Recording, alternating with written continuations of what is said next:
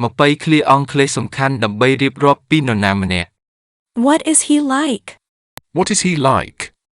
មានន័យថាតើគាត់ជាមនុស្សប្រភេទណា 1. He's a quiet person. He's a quiet person. គាត់ជាមនុស្សដែលស្ងាត់ស្ងៀមហើយមិនសូវចូលចិត្តនិយាយស្ដីម្នាក់ 2. He's a talkative person. He's a talkative person. គាត់ជាមនុស្សដែលចូលចិត្តនិយាយច្រើនឬនិយាយតាប៉ែម្នាក់ 3. He's a coward.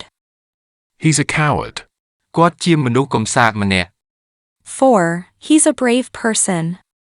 He's a brave person. គាត់ជាមនុស្សក្លាហានម្នាក់ 5. He is a sensitive person. He is a sensitive person.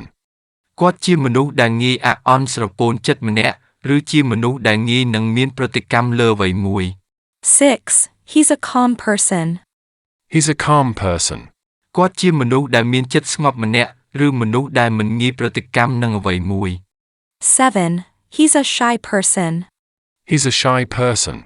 គាត់ជាមនុស្សដែលអៀនព្រានច្រើនឬជាមនុស្សដែលតែងមានអារម្មណ៍មិនស្រួលឬភ័យជាមួយមនុស្សផ្សេងទៀត 8. He's a supportive person.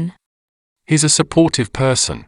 គាត់គឺជាមនុស្សដែលចេះជួយគាំទ្រជួយលើកទឹកចិត្តឬមានចិត្តល្អចេះជួយមនុស្សដែលកំពុងមានបញ្ហា 9. He's an elegant person. He's an elegant person. គាត់គឺជាមនុស្សដែលឆើតឆាយម្នាក់ឬជាមនុស្សដែលចូលចិត្តតុបតែងខ្លួនស្អាតបាតហើយលយឆាយ 10. He's a confident person. He's a confident person. គាត់ជាមនុស្សដែលមានភាពជឿជាក់ម្នាក់ 11. He's an intelligent person. He's an intelligent person. គាត់ជាមនុស្សដែលមានភាពឆ្លាតវៃម្នាក់ 12. He's a mature person. He's a mature person. គាត់ជាមនុស្សដែលមានគំនិតចាស់ទុំឬជាមនុស្សដែលចេះគិតគូរហើយមានទំនួលខុសត្រូវម្នាក់ 13. He's a naive person. He's a naive person. គាត់ជាមនុស្សដែលមានគំនិតក្មេងខ្ចីខ្វះបទពិសោធន៍ជីវិតហើយមិនចេះគិតគូរម្នាក់ 14. He's a dramatic person. He's a dramatic person. គាត់គឺជាមនុស្សដែល drama ច្រើនឬជាមនុស្សដែលធ្វើចរិតឬមានប្រតិកម្មលើអ្វីមួយបែបពន្លើសឬហួសពីកម្រិតធម្មតា 15. He's an energetic person. He's an energetic person. គាត់ជាមនុស្សដែលមានឬហាក់បីដូចជាមានកម្លាំងកំហែងខ្លាំង 16. He's a dirty-minded person. He's a dirty-minded person. គាត់ជាមនុស្សដែលចូលចិត្តគិតរឿងអាហាភាសរឿងបែបឆ្លើយច្រើន 17. He's an aggressive person. He's an aggressive person.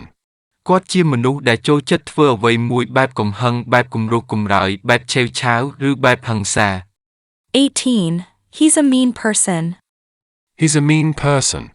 គាត់ជាមនុស្សដែលមានចិត្តមិនល្អកាចកំណាញ់ឬចូលចិត្តធ្វើអ្វីមួយមិនល្អដាក់អ្នកដទៃ 19. He's a kind person.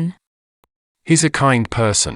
គាត់គឺជាមនុស្សដែលមានចិត្តល្អ 20. He's a generous person.